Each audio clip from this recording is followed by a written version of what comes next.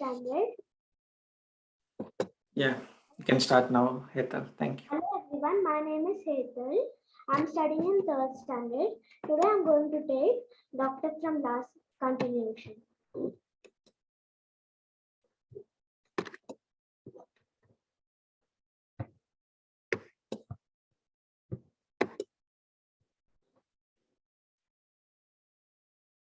In canting, the tea is mixed and made into blocks or bricks as they are more commonly called.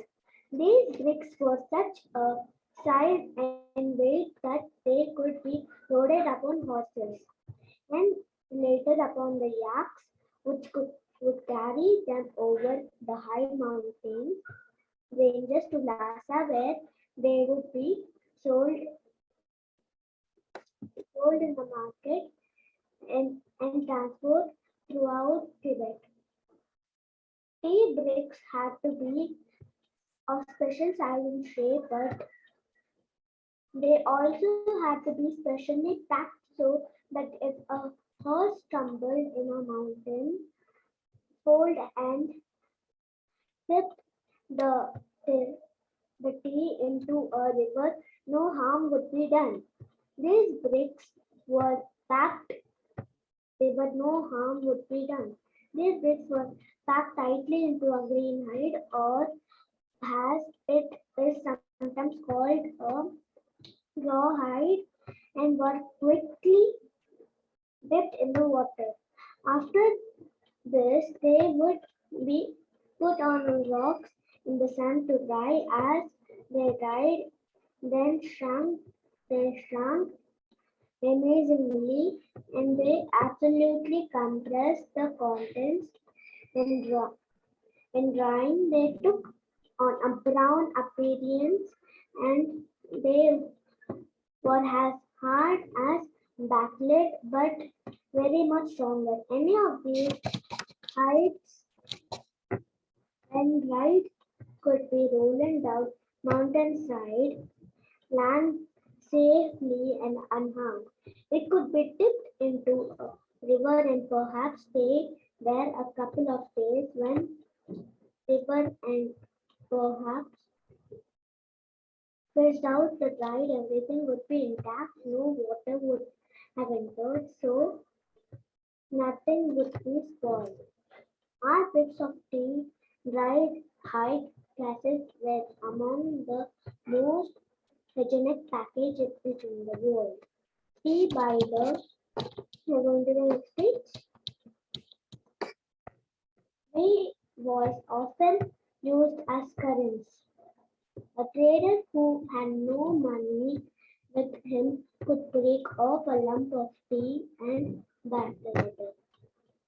There was no any need to bother about cash while one had 3 weeks. Camping impressed us with its business-like turmoil.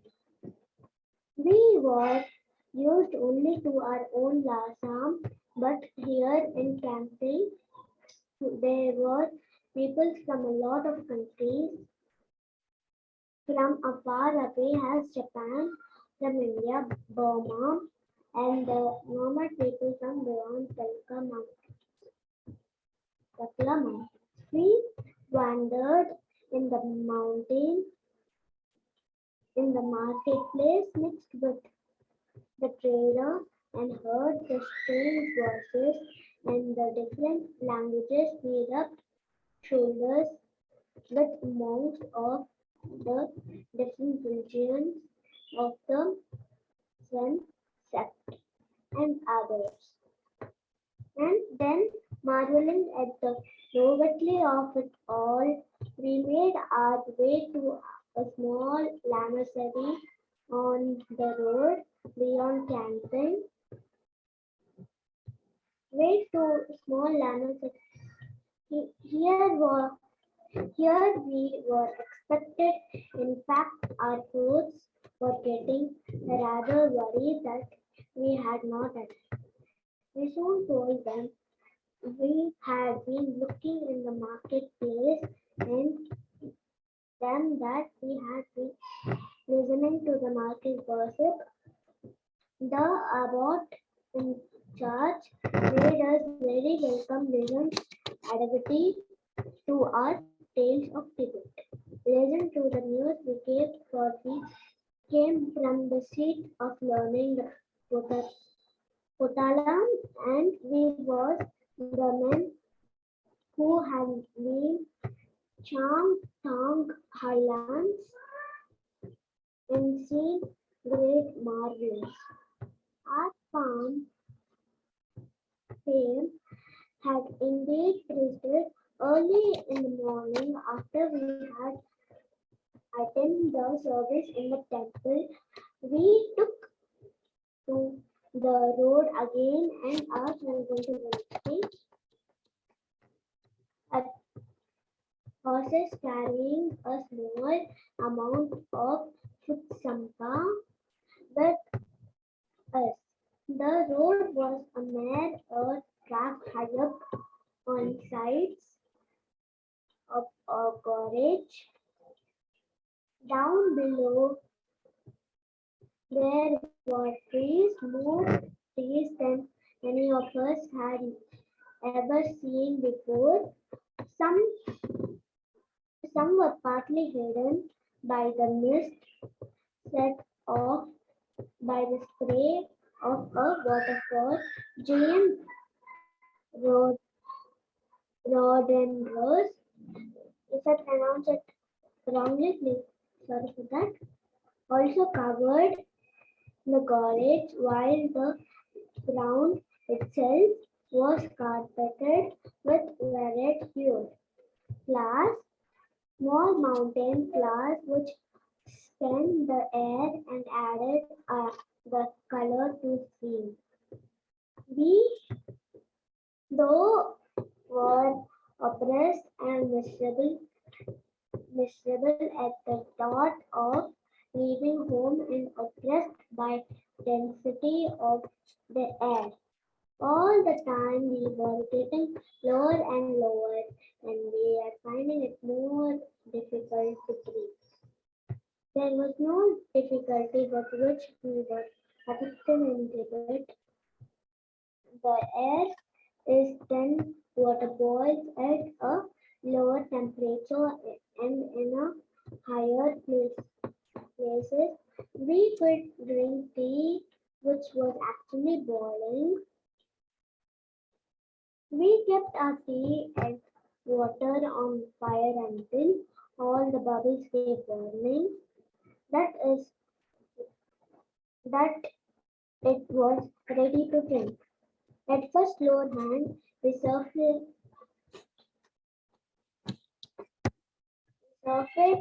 great leaf from the scalp lips as we tired as we are tired to gauge the temperature of the water. It was a habit to drink the tea straight from the fire. We had to do so in all Tibet, otherwise the bitter cold would rob a tea of all heat.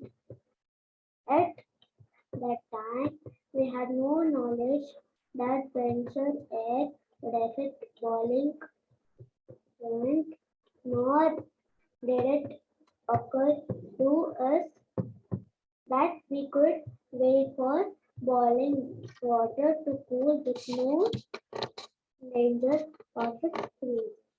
Are you going to finish it?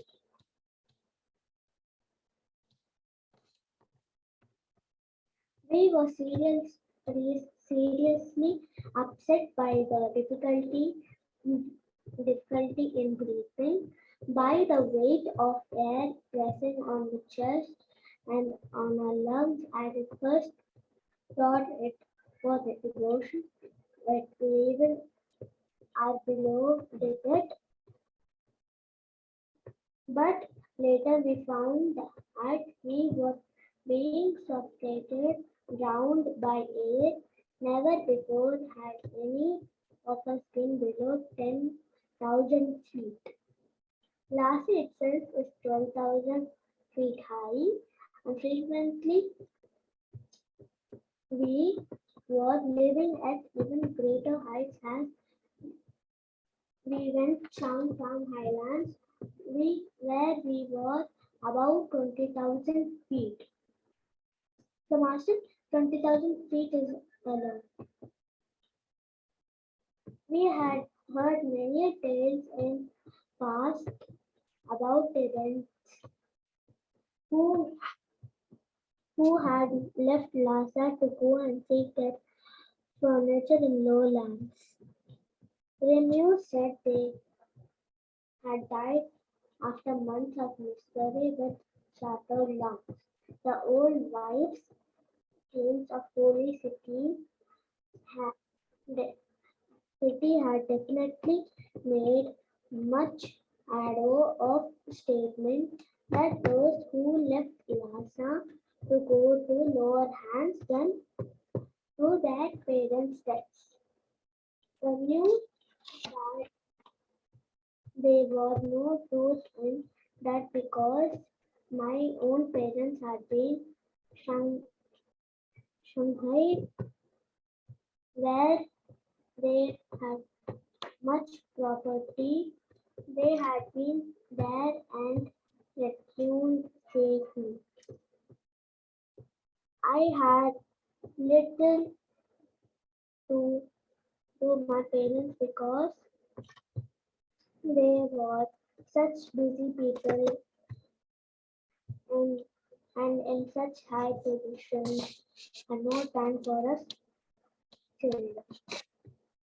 My information had been blamed from so, but now a seriously tribute about the feeling that we were expressing our lungs left felt surged. We left felt felt that we had iron bands about our chest keeping us from deep breathing. Each breath was a certain effort, and if we moved too quickly, pains like pains of fire shot through us. As we journeyed on, getting lower and lower, the air became thicker and the temperature was warmer. It was terrible climate for us. In Lhasa and Tibet, the weather has been very cold indeed, but a cold, healthy cold, and in conditioners, conditioners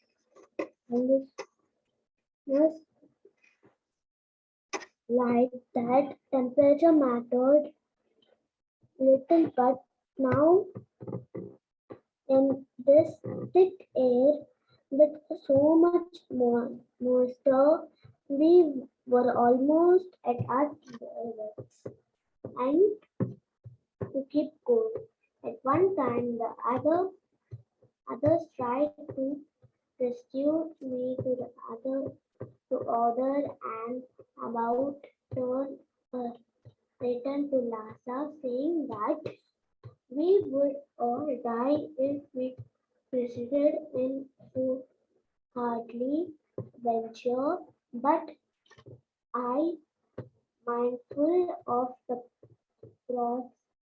prosperity, prosperity would have none of it. And so we journeyed on.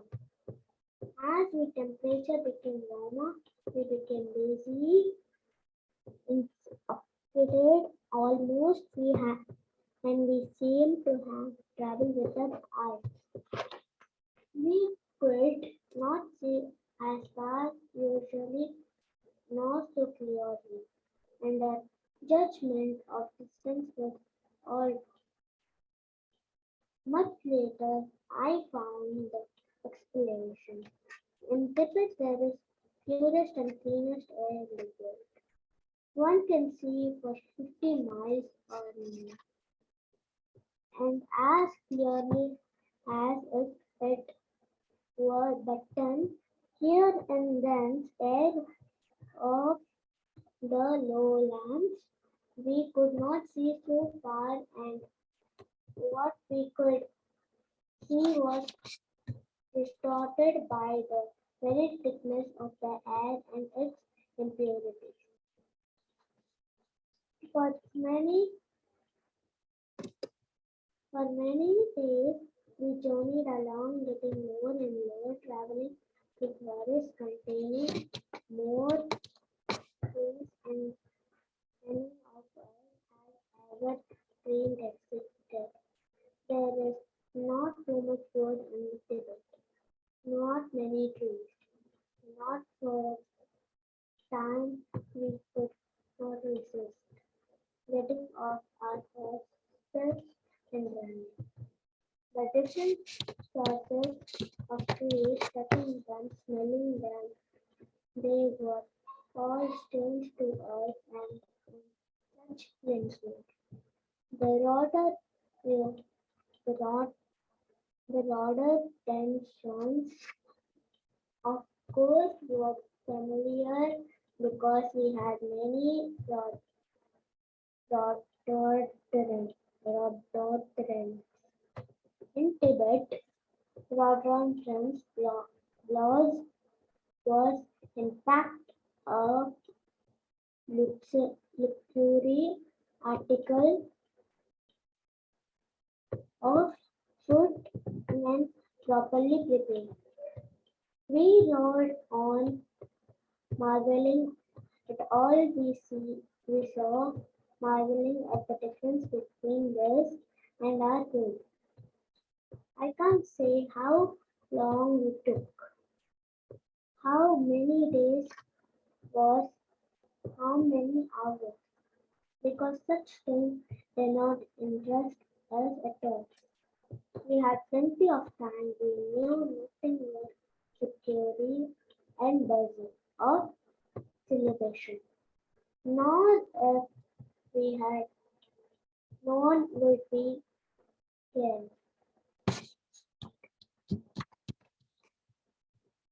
We rode about 8 or 10 hours a day, and we stayed our nights at conservation laboratories.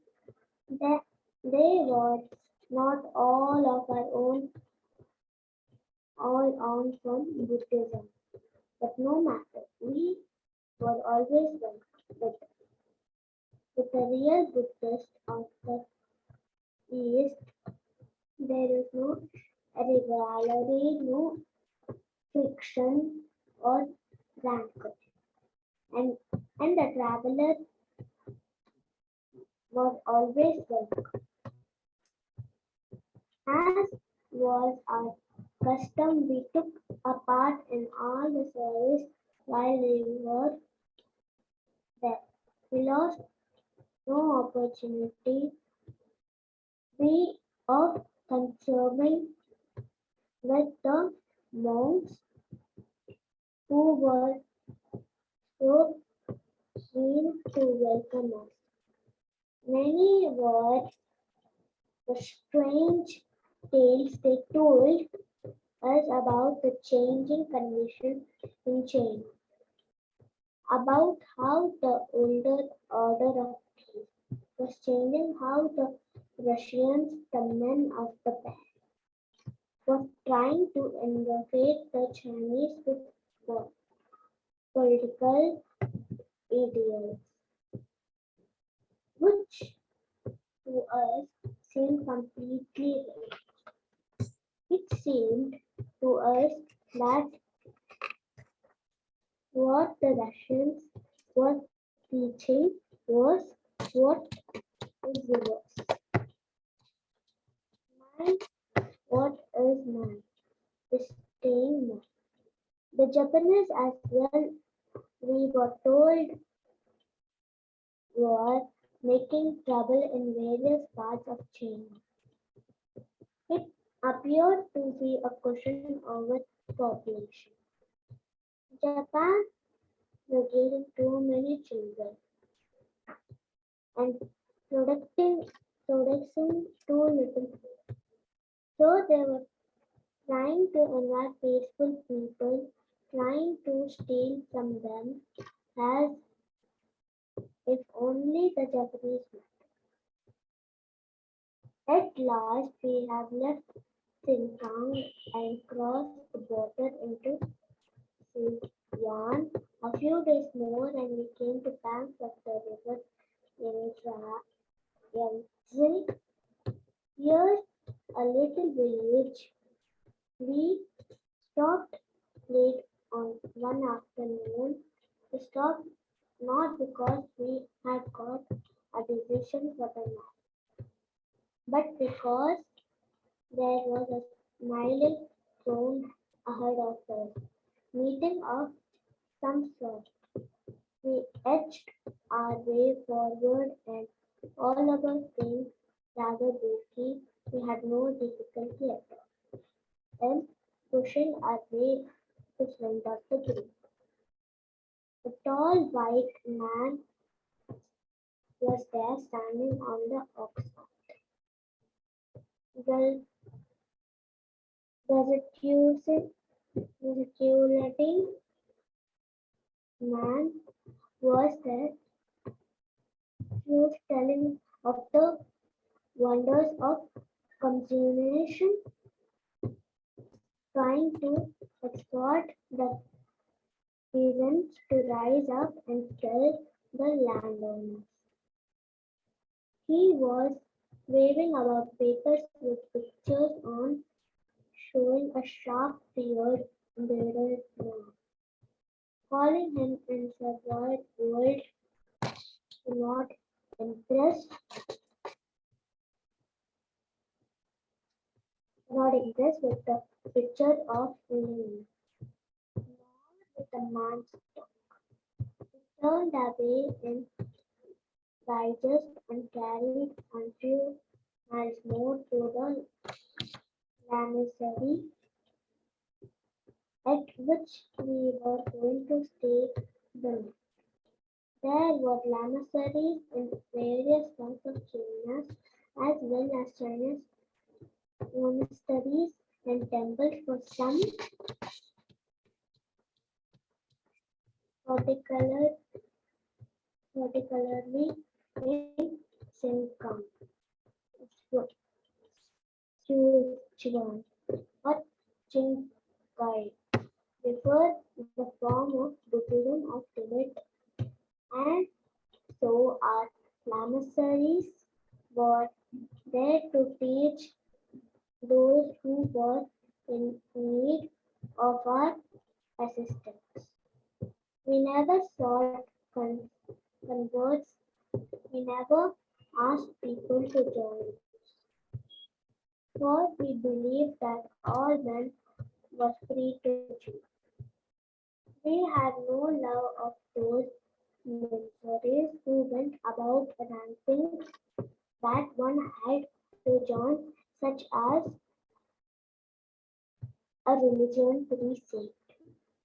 We knew that when a person wanted to become Lamazit, they would become so without any prejudice on our part. We knew how we ran and laughed at missionaries who came to Tibet, who came to China. It was standing joke that people would pretend to be converted just to get gifts and other so-called advantages which the missionaries were dispensing and other things. Tibetans and the old order of Chinese were polite folk. They tried to cheer the missionaries, tried to make them believe that we are some, but never for one moment did we believe what they were telling us. We knew that they were believed that were preferred to keep our own. We traveled on a pole, followed the course of the river Ganges, the river which I was later to know so well because this was a blistered path. We were contented in watching the vessels on the river. We had never seen boats before at Globe. Some of us had seen pictures of them, and I had once seen a steel ship in Session Clairement Session, which I had been with my guide, the Lama Mingadon. So let's stop here.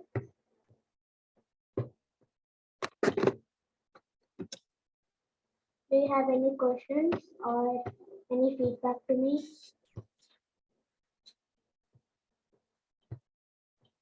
Joshi, I think. Heather, you told it very good, but actually you should smile a little bit more. And also, your pronunciations, you should read a little bit of the story before, because there was some of the pronunciations I get that they're a little bit hard for you, but you're pronouncing them a little bit funny. Anyone else? Like, any feedback?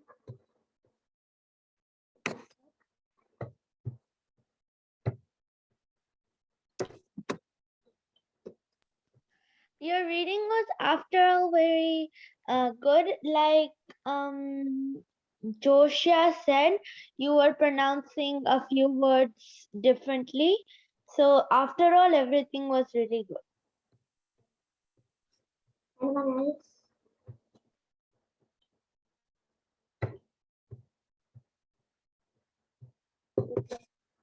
Joshi, you can stop recording.